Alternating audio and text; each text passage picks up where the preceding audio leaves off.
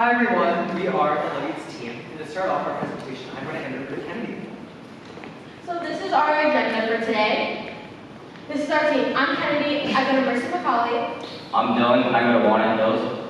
I'm Theo, and I go to Walnut Hills. And I'm Art, and I go to San Francisco. So our app is LoveEats. Abby, how often do you think you go out to eat at restaurants? Oh, too often. Have you ever ordered something you don't like? Yes. How do you feel when you order something you don't like? Pretty upset. So what our app aims to do is we want to take away that feeling of being upset. We want to help you try new foods and find new foods at restaurants that you are guaranteed to like. Our app gives you an algorithm that will guarantee you like food based off your preferences. So then, after that, we can also give restaurants insights as to which of their meals are doing well and which are doing poorly, because you rate meals on a yes or no basis, whether you like it or not.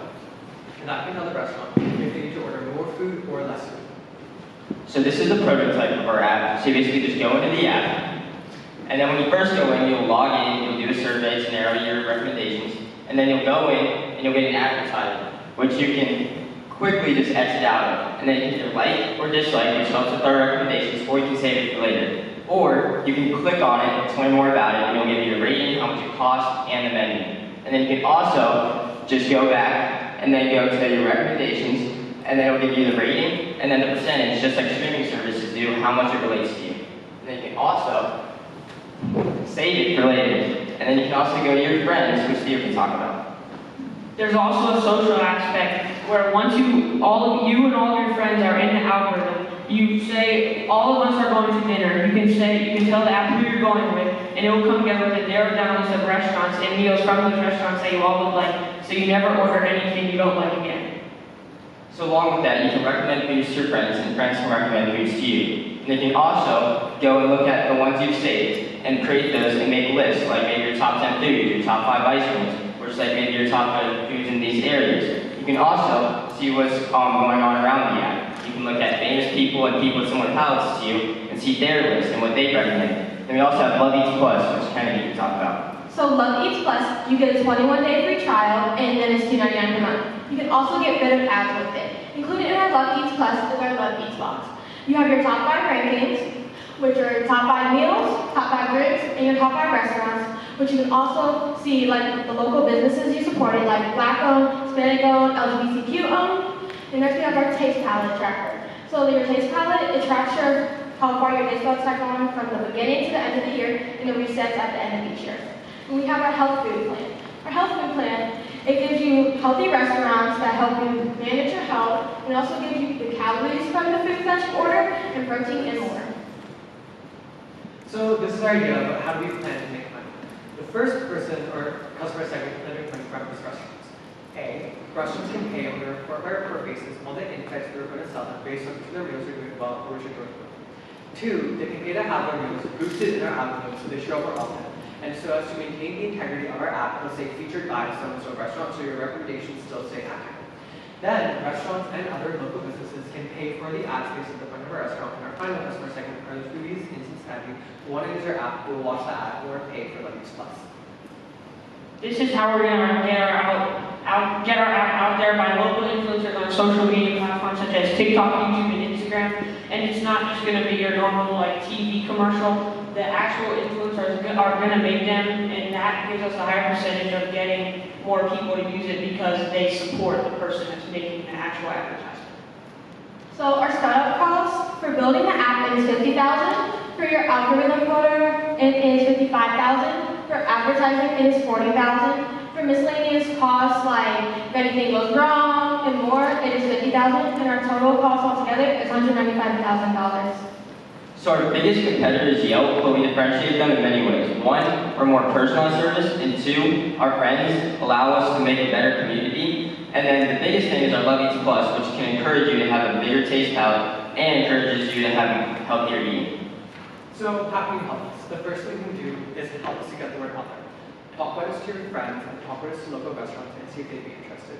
And you can help us find someone who's code the app for us, since none of us have a coding experience, but we'd love to make this app and help get the local food community going even further than others. This is LoveEats, where you love what you eat and eat what you love. Thank you.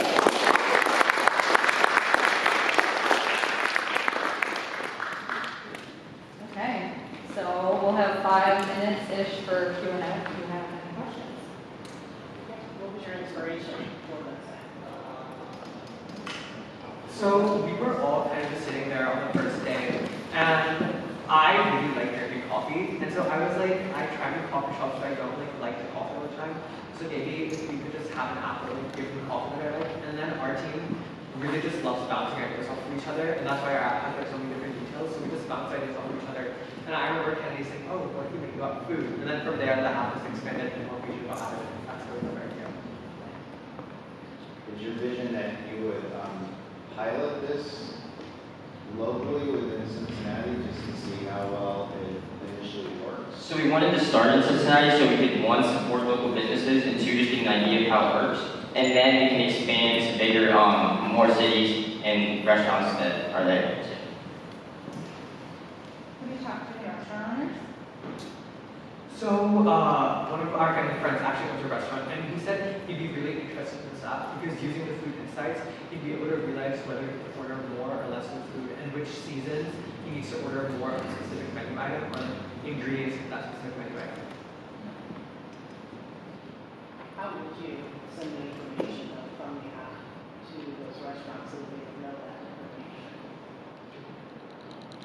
So basically, the restaurants can pay to get our insights back on ratings and stuff. Like bigger franchises can pay more money to get those insights back, while local businesses would pay less, since we want to support local businesses and help them market themselves. I'm trying to understand like how this differentiates. So I think what I understand is if I go to Yelp and I get a bunch of reviews on Taste of Belgium, you're taking it one step deeper where every menu item would be socially credentialed, right? I mean, is that my understanding? Yes. That's the unique. And the friend aspect of it. So- the friend, so I would know. Yeah. Like, okay. So along with the Yelp thing, you can take that, and say you did like it and you rated that, you can also recommend that to other people so they can know about it. And we also have it more unique to your own taste palette, so it's like you can like get a food that you will like more than one that you don't like. Yelp also doesn't offer a way for you to expand your flavor palette with LoveEats Plus. You can expand your flavor palette and you can try and count your Yelp will just be like, oh, this restaurant has 5 stars. It won't be like this meal has so many calories unless the restaurant goes and like adds the information on the LoveEats tool. And we have a very personalized, so like streaming platforms like Netflix or Amazon Prime, like puts you into a doppelganger profile where if you have the same taste as someone else and they try something and they like it, and you also recommend it, so it's way more personalized. Do you think you would test it without building the app?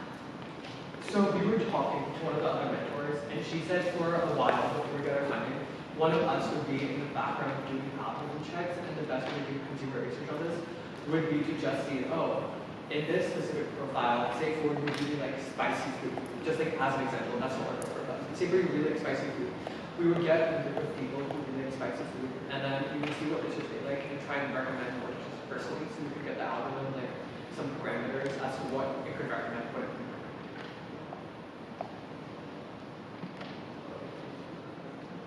Any more questions?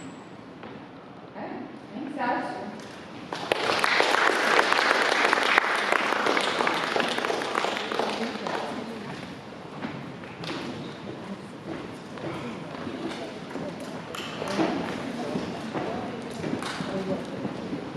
Okay, next up we have Navvi.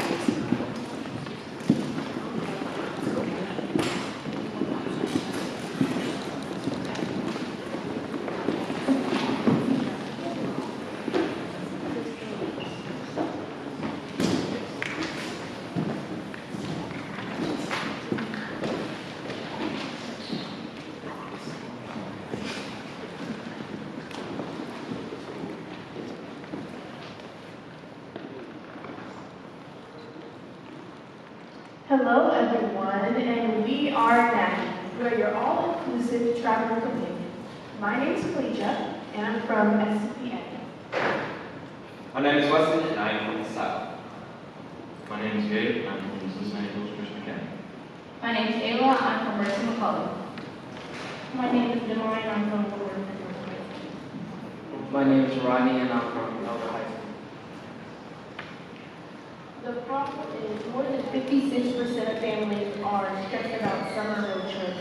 This can be attributed to the issues such as safety, convenience, and essential information being hard to obtain. Our solution is our app can help you get to safer stores near you and can help you get cheaper gas prices. We can also help you get to a location you're traveling to. Our revenue and business model. We will have a $20 yearly annual subscription, advertisements on the app, and a curated trip package. Competitor analysis. Our competitors are Road Trippers, Waze, and Google Maps. The difference? Our competitive advantage. Navvi also tracks the gas prices based on the user inputted data. Navvi tells you about stops on the way before you actually take the trip. Navvi also informs you of the amenities with the gas stations and if they have actually working bathroom and whatnot. Navvi also shows you a safe area based on your location. Navvi has a community rating system, which you can rate restaurants and gas stations. So these are our financial projections and key metrics. We estimate that we will need about 3.5 million customers and an expected 1.5 to 2.5% subscription conversion rate and 2% trip package conversion rate.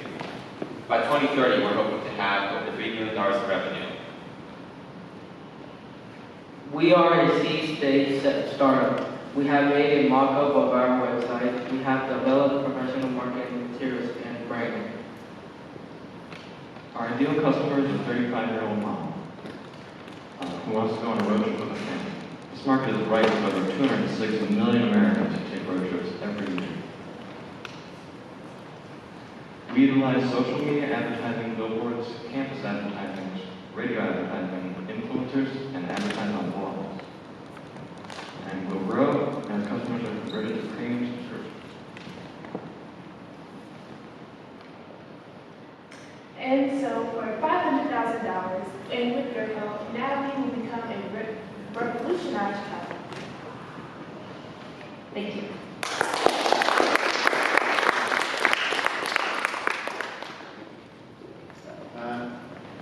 Yeah, so this is arguably a pretty busy category, even beyond the competitors you listed.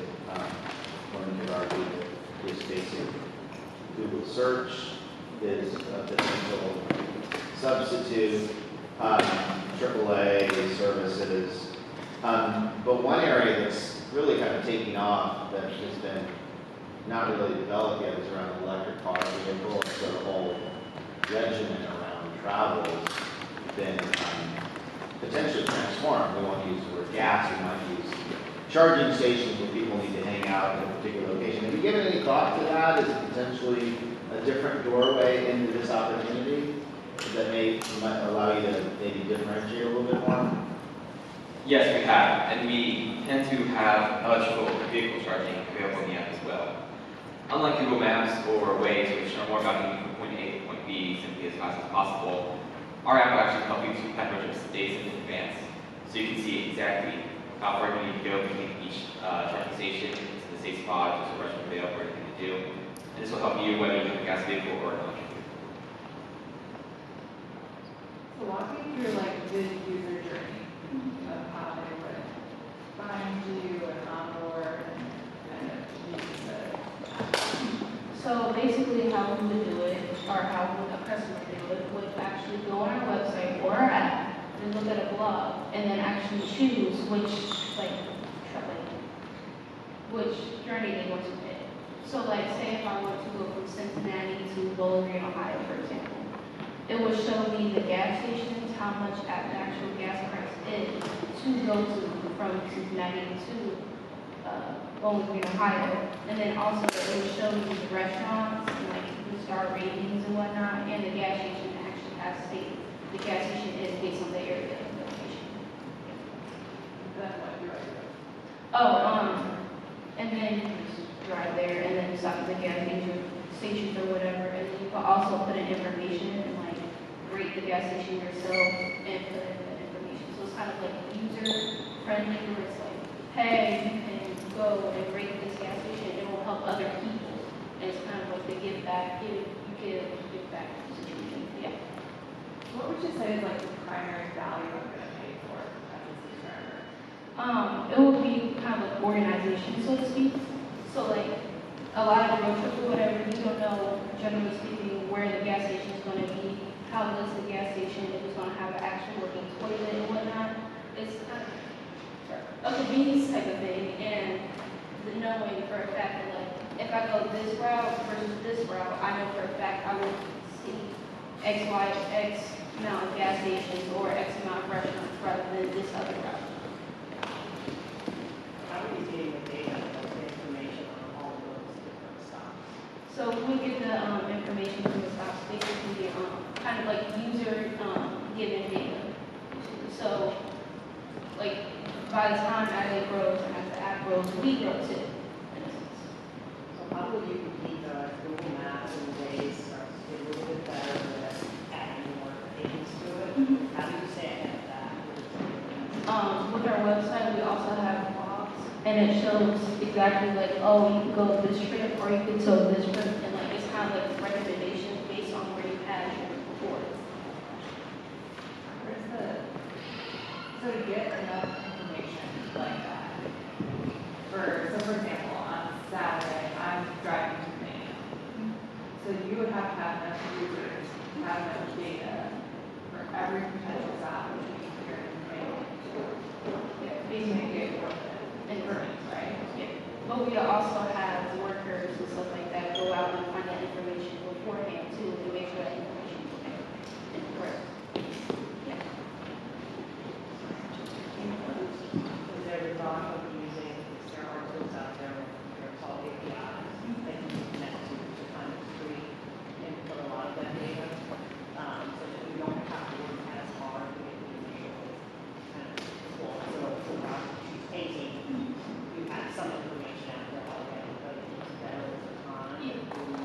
Yes, we do not intend to reinvent the wheel. We intend to partner with various organizations to get the information we need. We consider partnering with Gas Buddy to get some of the gas station information that we need. We've also considered Microsoft, Apple, and Google all as possible partners for the routing aspect of the app. So building on that, one of Centrifuge's biggest customers and investors is the AAA. In fact, they just spoke yesterday. If they wanted to be a customer, what would you offer them that's most differentiated? Because they're already doing a lot of this, but what do you think would make them say, oh my gosh, that's a missing part of the mix? I would say more of the organization beforehand, before you even go on the trip, rather than just doing it all of a sudden in the middle of the trip. Like going from point A to point B and everything in between. That's what really makes it different.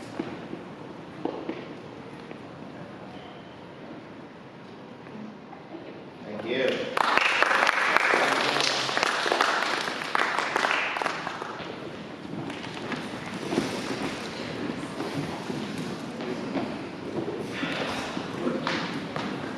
Okay, next up we have Imagiview.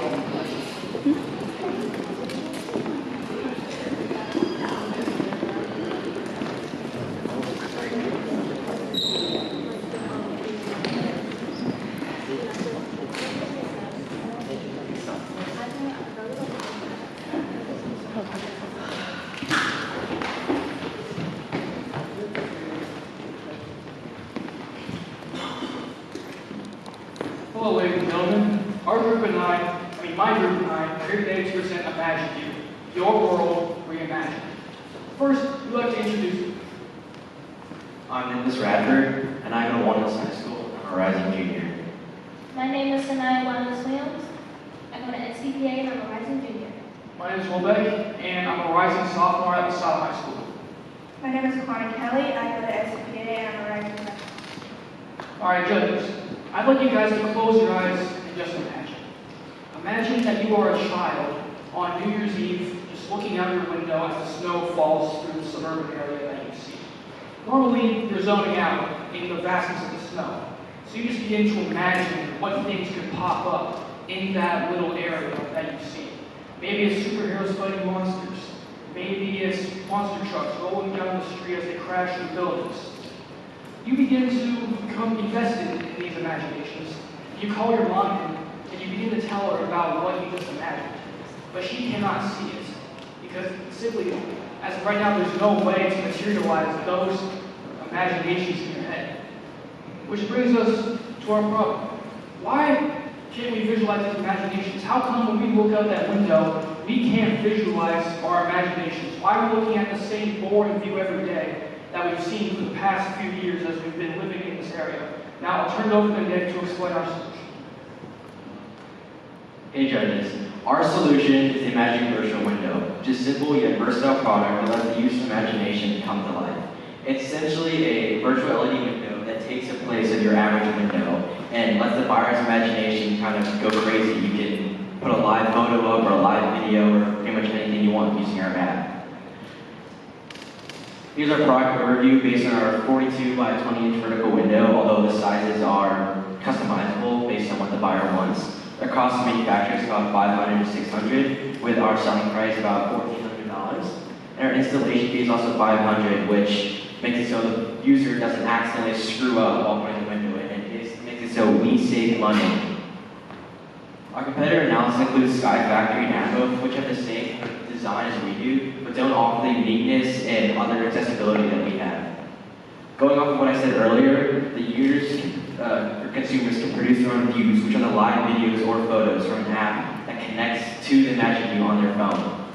This makes it very personal, something that the other two products don't have. Like I also talked about, we also have a warranty installation service, which for an extra fee that you pay, you ensure that we put the window in safely and properly, so nothing is broken and we don't lose money. We're also constantly adding new views, which can come from local collaborations with artists and photographers, which really helps give back to the community. We also have multi-purpose, so if you're talking about casinos, which I will talk about later, instead of just taking a pixel window, it can also go on a wall, because casinos don't really have windows. So it can serve as kind of a TV or any other virtual representation. Now, handing off to Sinai to talk about our market plan, growth plan. So for our product, we'll primarily be advertising through social media like Instagram, TikTok, Twitter, Facebook, and maybe YouTube. Customers will be able to purchase our product through our website, and then once the customers get their product, they can download our free app where they can customize what can be on their screen, and yeah. We'll be collaborating with famous IPs such as like Star Wars, Harry Potter, Disneyland, and that will also serve as a great marketing method. For sales, for revenue streams, sales of virtual window units, monthly subscription fees for custom licensed views. With that subscription, it will be around $12 to $15 each month. Such with the warranty and protection plan, it will be a monthly warranty and protection plan.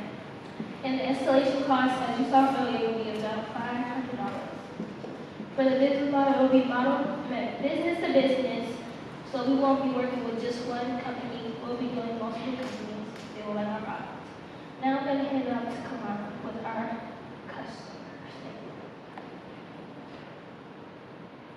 For our customer segment, we are going to be doing theme parks, casinos, art/museums, art galleries/museums, fashion shows, hospitals, and nursing homes. We are planning to sell to all these people to either help them or to make their business pop or become more popular. For the required funds and exit plan, we have a required fund of $600,000, and that all include our payroll, the app/website development, shipping costs, our market and advertising, our cutting-edge 4K HD screen, and the rent cost. And the rent cost is for the warehouse and the store that we're also bringing up.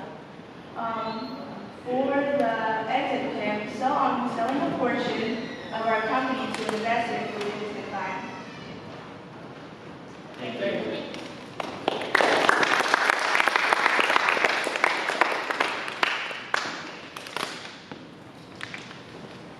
So help me better understand the consumer needs. So what I think I'm hearing is, I was trying to get the term here, almost like an unimagined having procrastination in front of the mirror? Like, what's the problem we're trying to solve? That time's being wasted while people look at the same visual landscape and. Well, our product is sold the mic.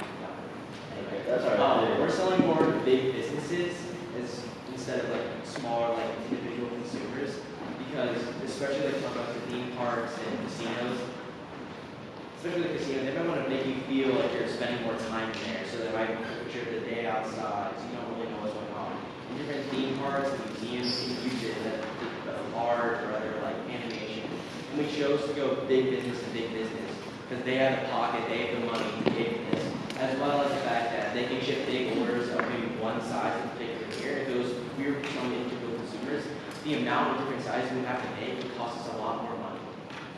Also, basically, this is a premium product for people who need a little more artistic liberty in their business. Like, this is something that you would put in a theme park, just add another dimension of like realism to it.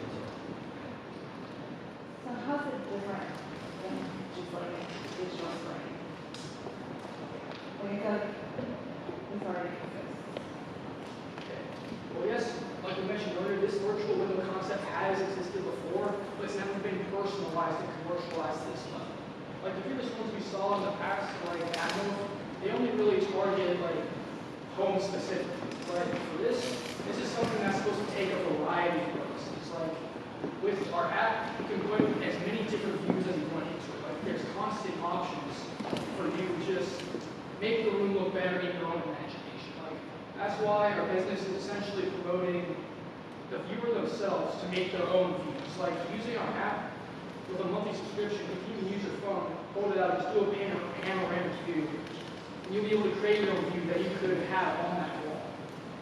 So if you're selling B2B, who's the user that decides what the view is like? I say it most likely would be the director. Like I'm saying, if you were to sell to a fashion professional, whoever's directing that could maybe get a panoramic view of Paris, let's say, and the whole thing is Paris themed. Normally, fashion shows don't have windows because that takes away from the theme. But if we were to open that up and add that new dimension of looking out and seeing Paris among these Paris themed items, that adds another dimension.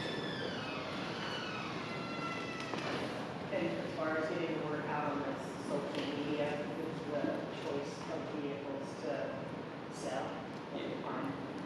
You would probably go to more like offset rather than like actual influencers using the product, or just straight up like commercials, like they put on YouTube or. And what was the inspiration behind this? Okay, so the inspiration actually came from some rides at Universal Studios and Disneyland, where you actually feel like you're at Hogwarts. You feel like you're in Sleeping Beauty's castle. And once we saw that, we were thinking, how would we commercialize it so that everyone can see it? Like that immersifies the Disney-like magic of just being in a completely different area. That's what we're trying to offer with Imagine.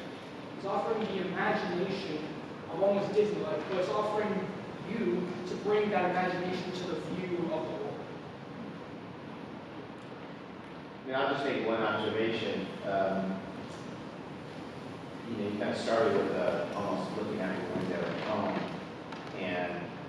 but I'm starting to see kind of more potential on this B2B, regional park type of thing. So I think there's probably an opportunity to kind of sharpen where to play, where to win with this particular idea. What I like about the amusement park, there's just like a lot of idle time. You're waiting for the ride, you're waiting in line, and sometimes TV monitors do that, so you make sure you're not duplicating that. Okay, thank you.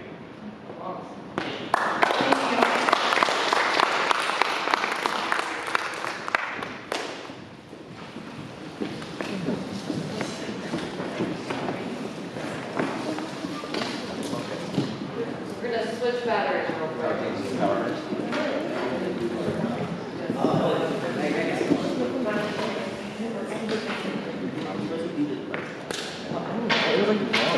It was full charge like 15 minutes ago. Clip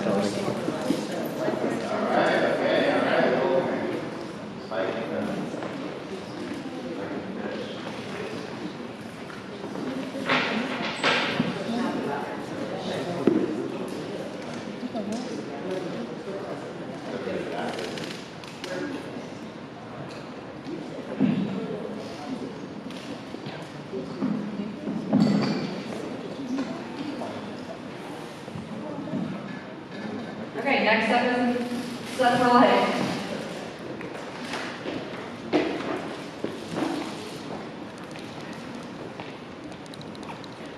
We are Step for Life, coaching to prepare your life to lead. Imagine you're in an interview. You have a great resume, but you're nervous, you're scared, you feel unprepared for the interview. The interview doesn't go as well as you wanted it to, and you don't get the job. Well, think of the reasons that could have happened. One of them is probably because of a lack of soft skills. I'm sure many of us here have been in a similar situation before. We don't want younger generations facing that issue. Especially with the effects of digitization and COVID-19, younger generations such as Gen Z and millennials are lacking in people skills like never before, which is negatively impacting our workforce. Through our research, we have found that Gen Z is the most lonely generation. This is because of their lack of interpersonal skills. Shown by these stats, it's proven that the school education system has been failing to provide students with soft skills. Our academy can change that.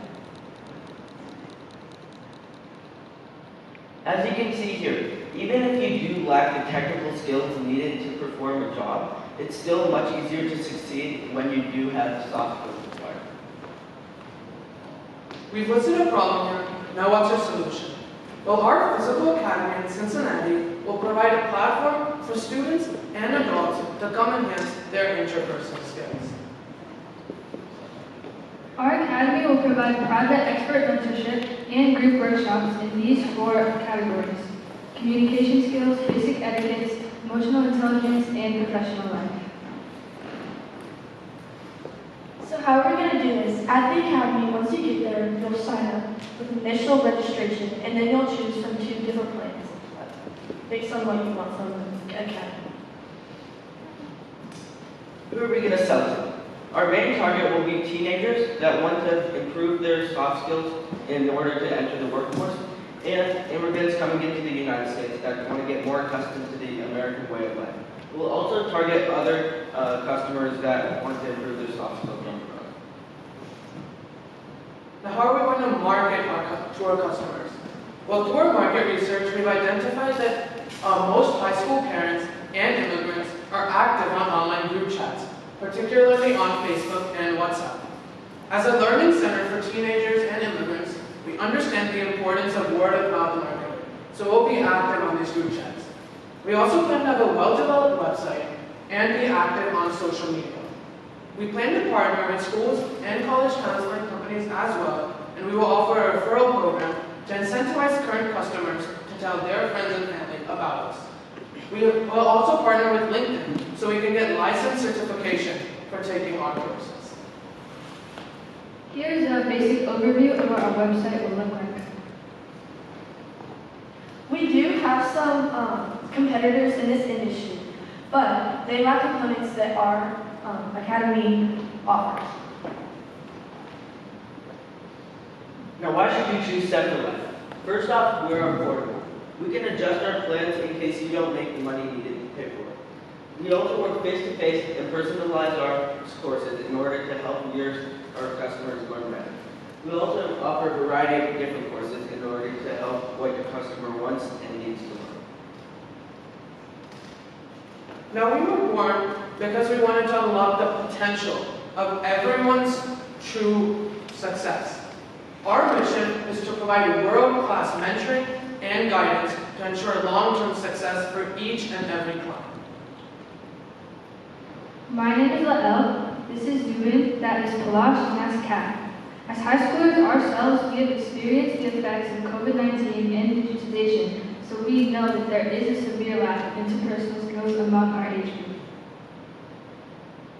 This is our first year cost structure, and based on this, we estimate it to be around $370,000 the first year, and it should get lower year to year. Now, as you can see, if we obtain only 1% of our target market, we'll still make around $176,000 in revenue in our first year alone. And it will only continue to grow from there as we gain more customers. Now, how much are we expected to grow? Well, through our cost-benefit analysis in this curve we created, We expect to break even midway through the third year and expect to make a profit thereafter. We expect our employee workforce to grow year by year as well and hope to achieve an SOM of 3.25% by year 4. We have already done most of our research and now need to introduce an ebook to gain market share. After we have founded our first official academy, we plan to expand and franchise all over the U.S. Once again, we are set for life. Check out our website through this QR code. Thank you.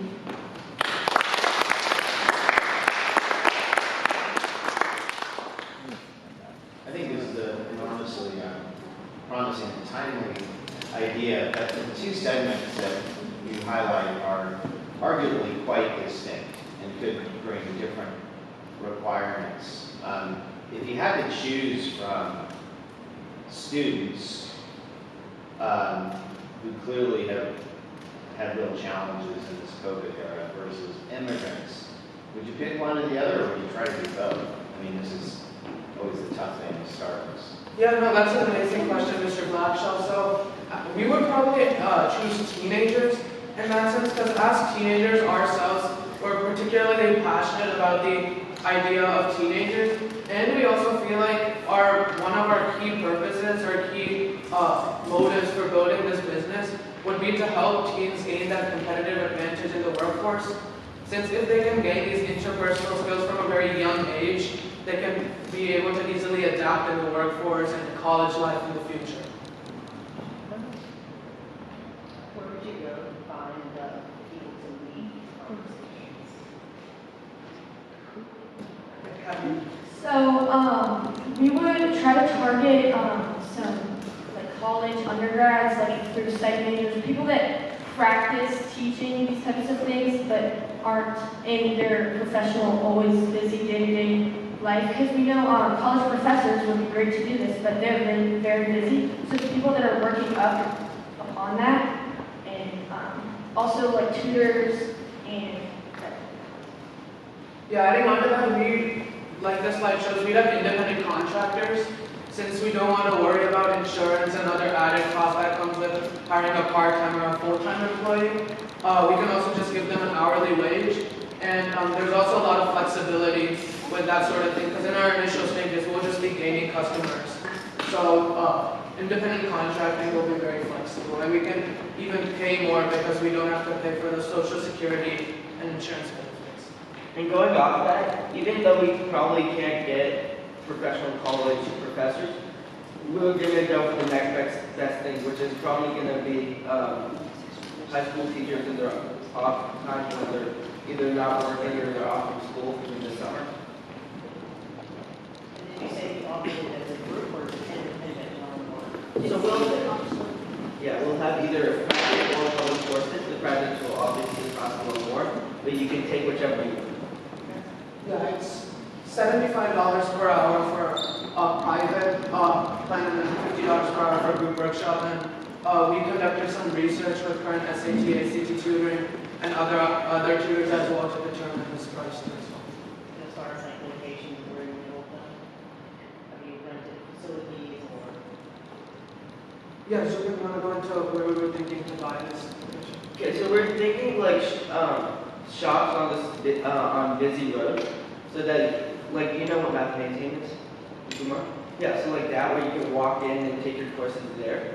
And then we're thinking of franchising it and expanding as we gain more customers, so you don't have to drive as far, and you can get it around. So are you gonna write the courses yourself? Or are you gonna let them? So we were thinking of like online, like YouTube and things like that. There are many like sources.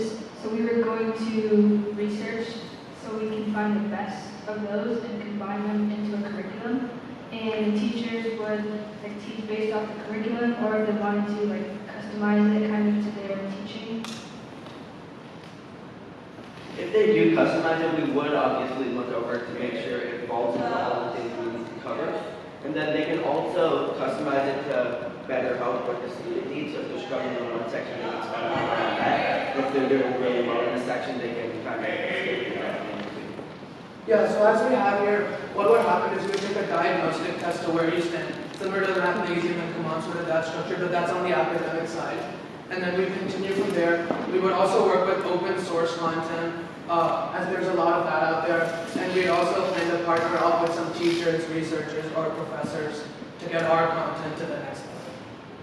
But to be clear, the core proposition, unless I got this wrong, is social skills, right? That's your niche.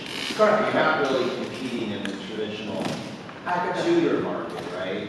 Yeah. Okay. Did you give any thought to the possibility that social media influencers recruited online but potentially brought offline could be the secret sauce? Because if you look at a really successful TikToker, Instagrammer, there's just like a lot of smart social interaction, dignifying opinion, making people feel important, opening up conversation. And I just wonder whether that might be potentially more valuable than an official credentialed social teacher. I don't know. Well, that's a really good point, Mr. Blatcher. Actually, to be honest, we didn't really think about it that way, but that's a really good point, and I think we definitely will look deeper into that, because of course digitization did have some of its drawbacks, but I think talking to influencers like them, because they truly understand that lens, we'll definitely look into that as we advance. How much would you pay to do one Personally, or? I take tennis lessons, and those are around $90 an hour. So I probably pay around $80, $85 an hour. And even like SAT, ACT tutoring that I take, it's around $85 to $90 an hour. And I feel like these skills are also very valuable. So based on that, we thought that $75 would be a really good price. As a parent, I play double. So if I was your mom and I said you could do tennis or this, what would you pick? So that's a great question. So I would want to do both actually. And this is something like Mathnasium and Common, where your parents are going to have to push you a little bit. So if you know that's the hard reality of life, as kids we're not mature enough to understand the future yet. But parents, from their own experiences, they can tell their kids, like, go to Mathnasium, improve your math skills. Go to this academy, improve your social skills. And we feel like something like this will be more powerful and engaging for students rather than a math academy. We just feel like learning soft skills, learning how to speak would be more fun than doing an academic class. This is also why we target parents in our marketing, because we know that they're probably going to be the ones paying, and they're the ones who know this will be good for the kid. Well, the kid just wants to go out and have fun rather than prepare for the future. All right.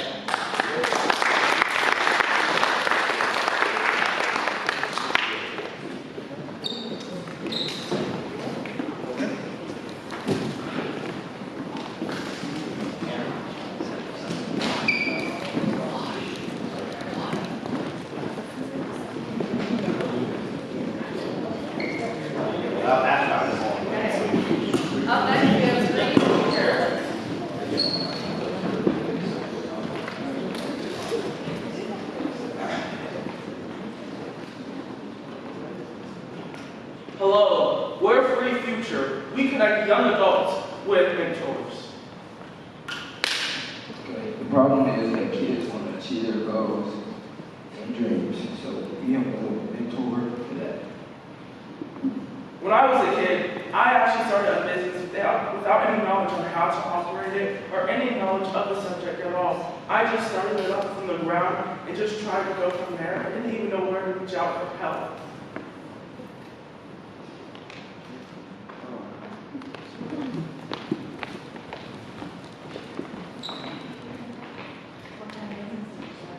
It was a landscaping business.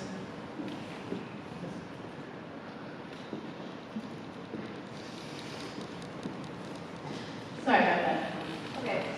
So the solution to our problem is a website that will connect young adults with mentors to help them obtain the information that they will need to carry on into their career, profession, or just one.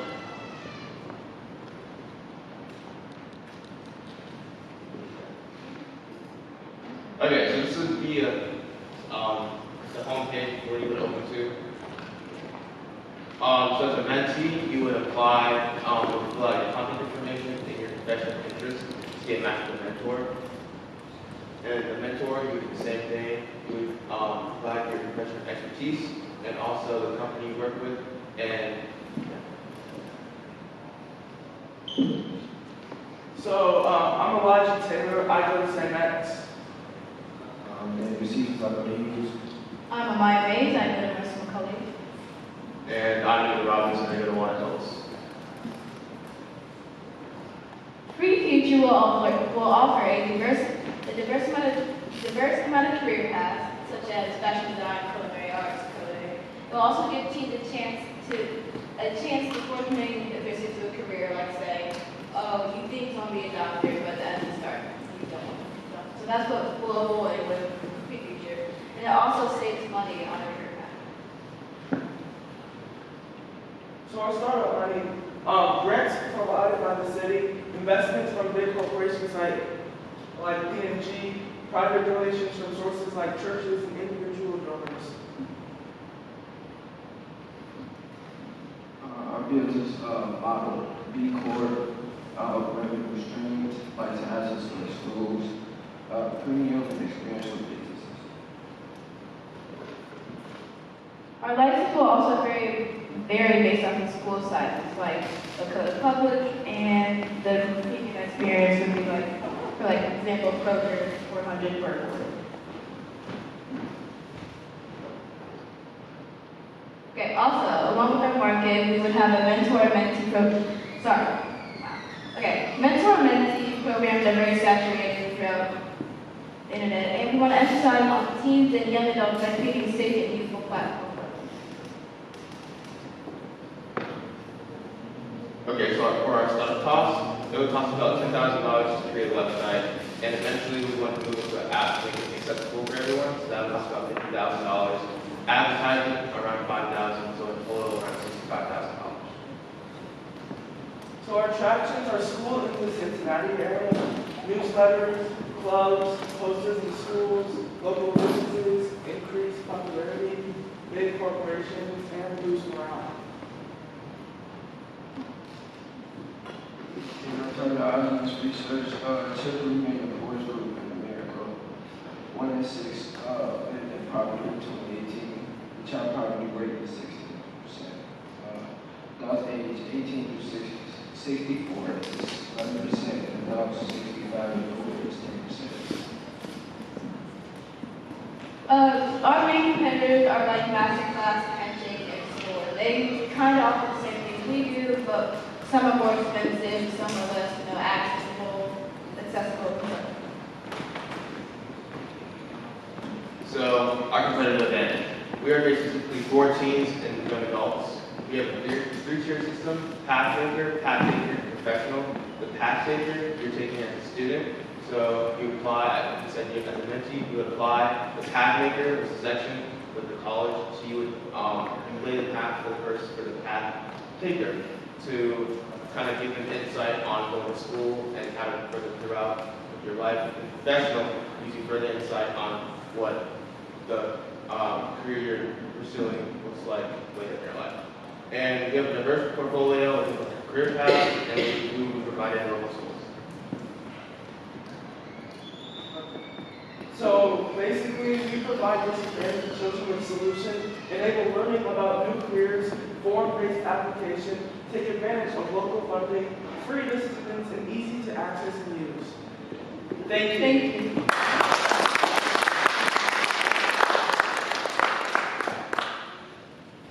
Great concept, thank you. Did you give any thought to whether you might just create a layer that sits on top of the LinkedIn where you already have kind of a marketplace, but where you could focus it against your particular needs, or do you feel like you need to invent it from scratch?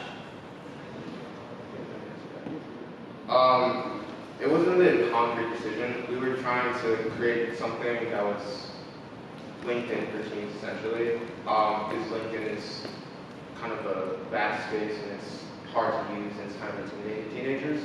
So it was more of like a safe community space for teenagers to pursue what they want to do.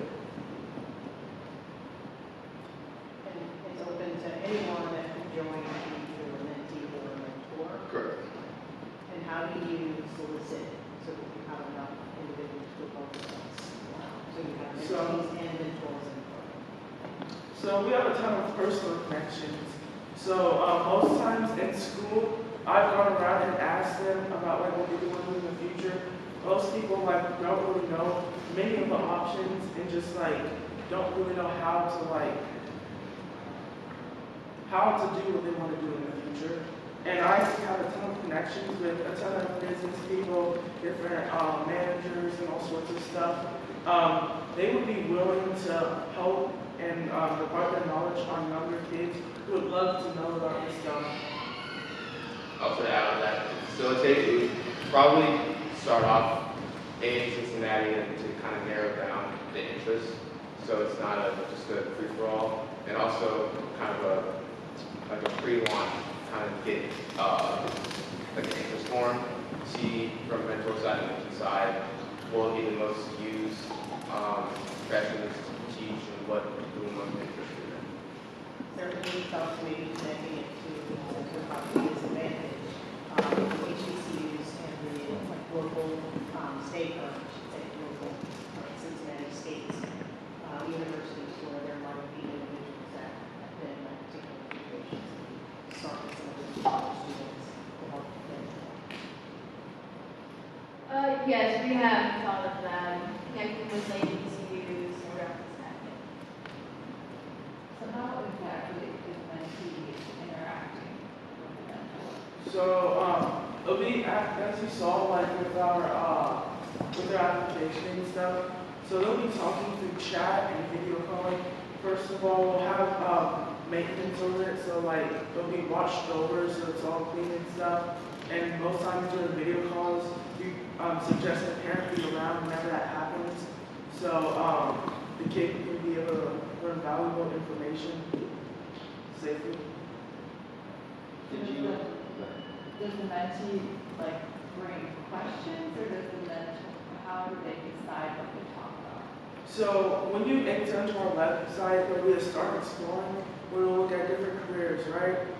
Just for example, maybe like food career or painting career. If you pick into the painting career, they give you a set of different people in that field, right? You can choose whichever you want. It has a bio. They have a bio in their description, and they just talk about what they do and like how to do the job and stuff. Also to build off of that, we kind of lead into the discussion of the mentors and mentees. We're not going to set up a specific program for them because every trade and interest of the field has different things you can learn. So it really be like a one-on-one chat or potential like a be at a coffee shop, something like that. Did you have any debates amongst yourselves as to whether engagement with the schools would actually help or whether it might slow you down? And I ask because 3 years ago there was a team called Tutor Teams that I've since become an advisor to. I've generally found that the engagement with the schools has been a massive barrier because they often believe that they're kind of doing it. So I'm just trying to think about how you really move it forward without a lot of friction. So I've actually, like at my school, for example, I've gone around and asked them about this without just telling them about our business. I've gone around and asked how they feel about this subject. They said they would love to give their children opportunities to explore different career paths and actually learn from professionals who know what they're doing and have been through it already. They said like maybe in the beginning of class they can do it and stuff and show the kids like this website and give them some time to look through it. Good. All right.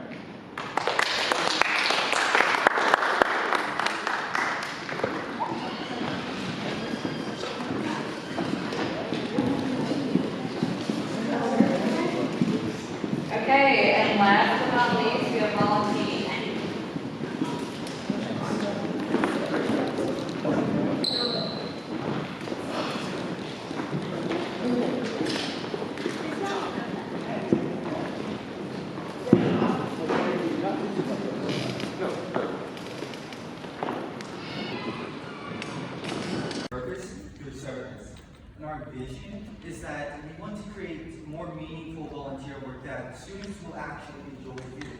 And our promise to the nonprofit organizations is that they'll get a reliable source of volunteers to come to their organizations.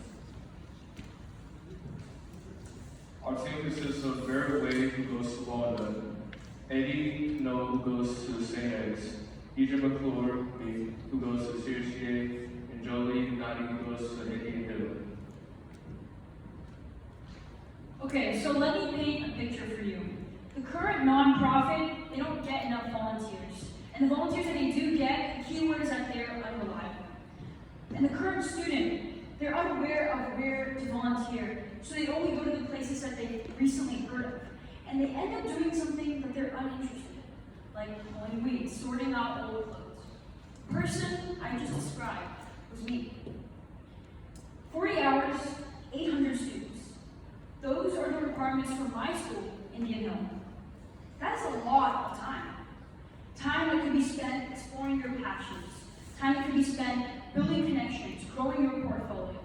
That's the problem that we as students ran into. So what do we aim to do? Volunteen aims to create a website to connect nonprofit organizations to volunteers.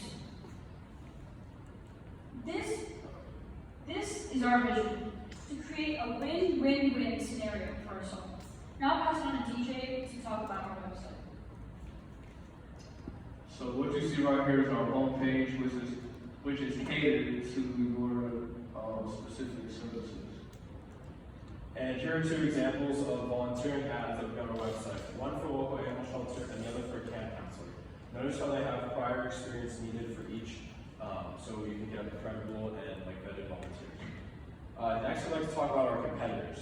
So we have Cincy Cares at the local level, Volunteer Match and Interview at the national level. Now, what differentiates us is that we're custom tailored to people's interests, and we're made specifically for high school students and college students. We also have an informative interface with an interactive map and an account creation tool, and we also help smaller organizations who are in need of volunteers get their word out and spread their cause. Our first customer segment is students. With almost 1,500 schools and 2.1 million students, this is a huge market that's completely untapped. We also have the nonprofit side. With nearly 60,000 nonprofits in Ohio, this is another huge market that we want to tap. So we contacted some of the local nonprofits and students, nonprofits like Tower House in Cincinnati, Park Services. And what we found out is those organizations need more volunteers, ones that are qualified and enthusiastic about giving back to their community. And they need hope with their fundraising events, which is crucial for them to make more money to run. And we found that 38% of students that actually volunteer, only 38% of those students enjoy what they're doing. And we want to get those numbers up. Okay, so on the left is our plan on how to gain new customers, and on the right is our plan on how to create a more loyal base of returning customers through concepts like gamification. So an example of that would be we would create volunteering competitions between schools to spur more interest. So when you hear volunteer or volunteer, our goal is for you to think of words like personalized and reliable.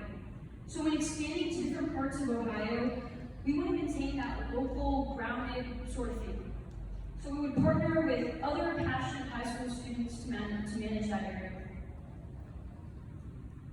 So here's our business model and revenue system. We would use a tiered subscription model going from free to $1,200 per year on the side of the nonprofits to use our platform and access to our volunteer database. We would also charge $499 per event for an event organizer to tell all the volunteers what to do, where to go, and how to do the jobs that the nonprofits need to do. Here's our vision for the next 5 years. So in terms of required funding, we have legal fees, website development, and promotions, which in total adds up to around $11,500 in the starting phase. Okay, so as a reminder, Volunteen spend their precious time to grow their experience. We're doing it for the small organizations and individuals who need more volunteers but have no outreach. So please help us help the 2.1 million students and the 60,000 nonprofit organizations connect.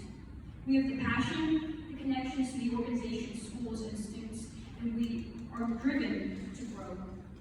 Now what we need is your support and is $5,000 in future guidance. So again, we are Volunteen, trying to further purpose through service. Thank you.